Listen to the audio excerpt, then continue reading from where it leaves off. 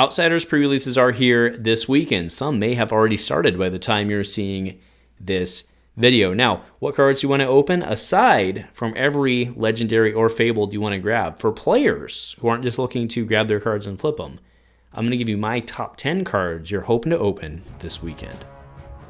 A huge shout out to our channel members for supporting what we do here. If you want to get involved with the channel and the Dice Commando community, please consider joining as a channel member. Remember, these videos are only possible with your support. You can show that support with a like, a subscribe, and by leaving us a comment and sharing your feedback. Community first, and go Commando. Hey there, Flesh and Blood folks. Welcome back to Dice Commando and Go Again, a fabulous cast. I am wishing you all the best Outsiders pre-release possible. I hope you many M's, or an L maybe even. Always, though, do keep in mind that if you get an above rate pull, someone else in the room statistically got a below rate pull. So take those pictures, but keep it civil, kids. Keep it civil. All right, so I want to go through my top picks for player-focused pulls, right? What cards will players want? And I think this is relevant for everyone. I don't know why you would be watching this channel if you aren't a player person. Why would you be watching this if you're a speculator?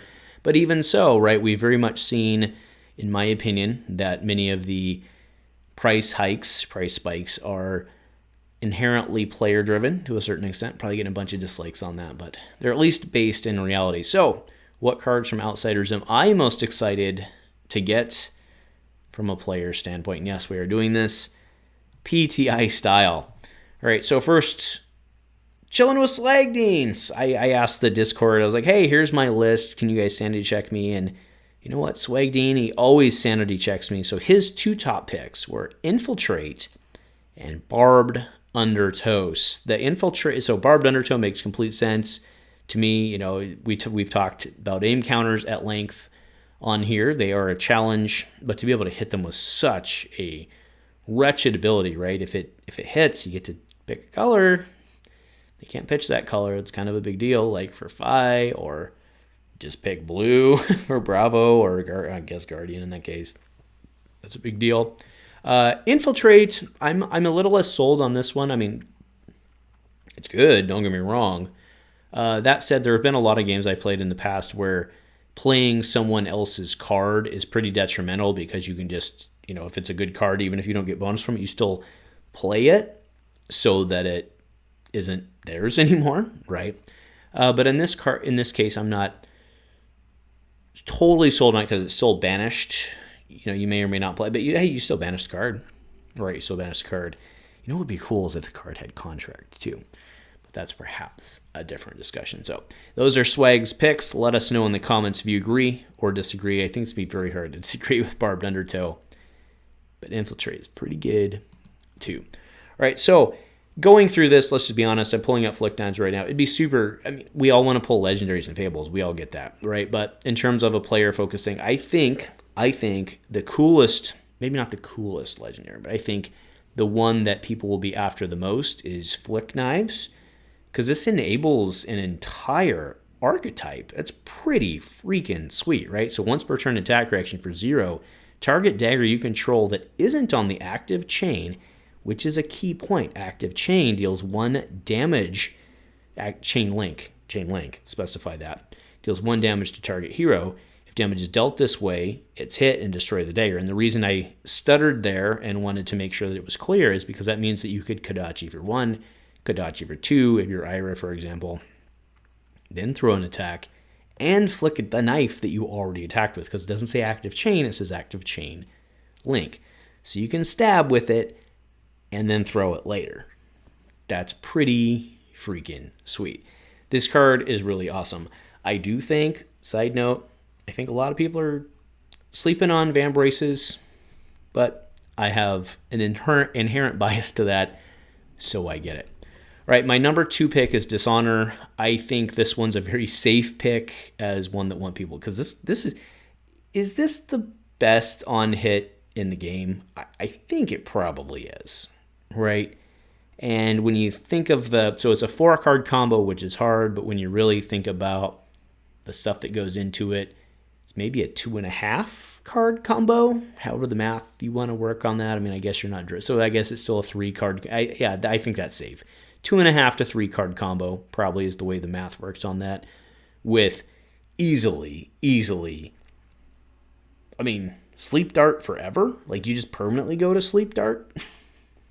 Seems pretty good to me. I think you're not going to be, even if you're not a Ninja player, I think you're going to be very happy to see this, because I think your Ninja cohorts in the room are going to want to trade what they got for it. All right, next up is premeditate, depending on what part of the world you're in or how your enunciation goes. Either way, put the emphasis on the different syllable. I get it.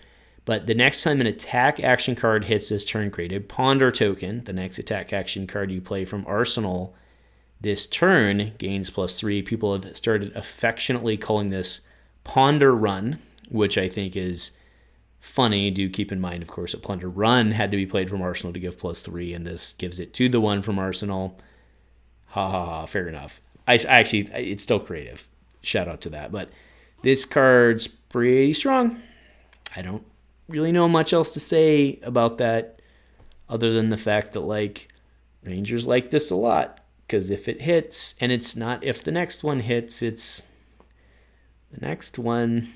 So, and then you draw and then put it in your arsenal, and then you've got pretty good. Pretty darn good, kids. All right, this is my controversial take. Now, I have to be honest, I went back and forth on this a lot. And the reason I wanted to put it, so the order of this isn't super important, but I wanted this one to go after Premeditate just for context. That's why I put it where I did, not in terms of top-down order, but in terms of logical order. So Give and Take, whenever Give and Take is defended by an action card, right, so attack action or action card, you may put an action card with cost less than Give and Take's attack from your graveyard on top of your deck. With Go Again, it's 1 for 3 with 3 defense. And this is a Majestic, so it's the only one. There is no cycle. Right? So the reason this is so high on my list is Azalea. Quite frankly, it's not attack less, it's cost less than attack. Now, that's at the moment it's defended. So I suppose shenanigans could happen, but pretty low likelihood. You're likely going to be able to pull your Red in the Ledger and put it on top of the deck. I think that's pretty strong. There are definitely other, I'm not saying this is limited to Azalea. There are other cases there now. Sure, they could defend it with a defense react or whatever, but it's still, I mean, it's still a 1 for 3. Like, that is below rate. It is below rate. It does defend for 3 though. I do want to note that, which is pretty good. But I think this card's going to see play, and at least early, I think getting this card, to be fair, I think this card may end up being like a $2 card. 98-cent card, right? Maybe it's a chaff card, or not chaff, but maybe it's a card that you fill out your cart with. Fair enough. But I think this card is something that you're not going to mind having 3 of, because at some point, I think somebody's going to come up with something to where you want 3 of this card. I think this card's good. But again, let me know in the comments if you disagree. All right. Next up, yes, I'm pseudo cheating, but I think these 3 all go together, is the blue traps. Now, keep in mind that these are legendary cards, so the assumption would be that these are short printed. I think that's a pretty reasonable assumption. So they'll be basically half normal print, and that's all of Riptide's traps, right? Buzzsaw, Collapsing, Spike Pit, and ironically, that's the one that I think is the worst. I think that his whole line of, I've said what I've said on Riptide. A lot of people are excited to him, not ripping them on him at all. And actually, if we go back to the previous card, or reference back to the previous card, that one's actually pretty good for Riptide too, right? Because he gets a reload off of it. And Premeditate gets reload off of that. I mean, yeah, not saying Riptide's bad. I'm just saying I'm not super excited for him. And I think that his traps might be a trap, specifically the reaction traps. Because, like, if I'm playing Riptide, I'm just not going to attack react into you. Sorry, bro. Like, it's not going to happen. So we'll see how that goes. But if you want to play Riptide, you're going to need these. So I think that these are something you'd be happy to pull, even if just for trade fodder. All right. This card gets my award for potentially one of the dirtiest cards in all of Flesh and Blood, Spreading Plague. So this is, I did go back and check, just because I kind of thought about it on the way home, before I shot this. And Spreading Plague, so create X Blood Rot tokens under the defending hero's control, where X is the number of defending cards this chain link. It costs 1, defends for 3. Gets my award for dirtiest card, I think, period. Because it's the only, and as I was saying, it's the only card that generates Blood Rot tokens as a not on hit and not requiring stealth. I think I said that correctly. This card's crazy good, right? Specifically with, I think, now granted, everything Redback Shroud can do. Redback Shroud also, I don't think you'd be sad to pull that, but I don't think it's on the top of your list because of Tunic. And that's to my point. Like, most of the things Redback Shroud can do, Tunic can do anyway. Anything you can do, Tunic can do better. I get it. But this plays even in Contractor Acne, right? Which is probably the one more than likely to play Redback Shroud, ironically. So, and by ironically, I mean because clearly a female is on the card, right? So this card's dirty AF, right? You can Tunic into it, you can Redback Shroud into it. This card's dirty. I think I've exhausted that line of discussion, but that card is phenomenal. Right, next up I have Shakedown. So this is Uzuri's card, and the reason I think this is in super high demand is A, it's a really good card, and B, if you're going to be trying to play Uzuri, you want this card. So whether you are or not, that's trade fodder. I think this card is in very high demand, at least out of the gate. Doesn't mean it's going to be like a $20 card or anything like that for you speculators, but it does mean that, you know, people who want to play around with Uzuri, they're going to need 2 to 3 of these, right, depending on the format that they choose, and I think it's a fair argument. All right, Cyclone Roundhouse probably shouldn't be this far down in this list. This card is crazy good. So it is a 2 for 5 in a yellow, which, but combo, if Spinning Wheel Kick was the last attack this combat chain, this has, at the beginning of the reaction step, banish a random defending card from each chain link. It's not an on-hit effect. Not an on-hit effect. Just matters if you can go Twin Twisters, Wheel Kick, Cyclone Roundhouse. Banish a card from each chain link. If they defended with equipment, people are just going to have to learn to not defend equipment on the Twin Twisters line. But wow. That's crazy. If that works the way I think it does, which I'm 99.5% sure it does, this card's crazy good. And I can't see ninjas not playing the Twin Twisters line.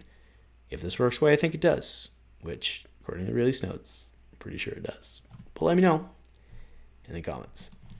All right, Concealed Blade is next up on my list. This, to be fair, probably shouldn't be as far down either. That said, I'm not entirely sure how good the, let's call it the throwing daggers, knives line, archetype, whatever, will be. I'm not completely sure how great that will be. But look at this card, right? It's, a 0 with 3. It's a 0 blue with 3 defense. Target assassin or ninja action card gains +1, and when it hits, equip a dagger. So you're not playing. Flick Knives was the one I opened with. You're not playing that without this card. You are not playing. One is not playing the throwing daggers line without this card. I think that's the right statement. This is almost as much an equivalent linchpin to that. Might even be more of a linchpin than, because if you're going to throw it, you want to backfill it for the most part, right? So I think Concealed Blade, you're going to be very happy to see. All right, last up, and this is last for a reason, I have Gore Belching. So Gore Belching is going to be a staple for Uzuri as well, because it's a 0/7. Do keep in mind we're having this discussion. Shout out Way of Hodesh. Thank you for continuing to watch the videos and comment and like and all the stuff you do. I really do appreciate that. Quick side note, by the way, only about 10% of the people who watch our videos actually like them. So if you're watching and you do like it, smash it. But yeah, so Gore Belching, 0 for 7, not really a 0 for 7 with Uzuri. But I do think that a lot of people are going to want this card, essentially for kind of the same argument that I made on the Uzuri spec, which is Shakedown, right? Kind of the same argument there. And I know there's some other creative thought lines out there about gore belching as well. People have been exploring. Do want to go ahead and debunk the one about revealing cards and pumping it to 63 or whatever if you only have no other action cards in the deck. It is counted as one single reveal. So shout out to Oates for being the evil genius behind that, but the ruling is in. It's only considered one instance of revealing a card in terms of gaining life and pumping and all that stuff. So anyway, that is my ultimate list. Yeah, let me know what you guys think. What other cards are you? Let me know. What cards are you super excited to pull this weekend? I'm excited to pull commons and stuff, but that's just me. But it's what you're excited to pull pre-release weekend isn't necessarily what you're excited to pull when you open your case. That's, that is 6 packs versus the money you paid for a case. I get it. But either way, I'm just excited to get my dirty, scrubby little paws on some new cards. So let me know. If you've already been to pre-release, let us know what your hits are. If nothing else, folks, thank you so much for joining. Go Commando.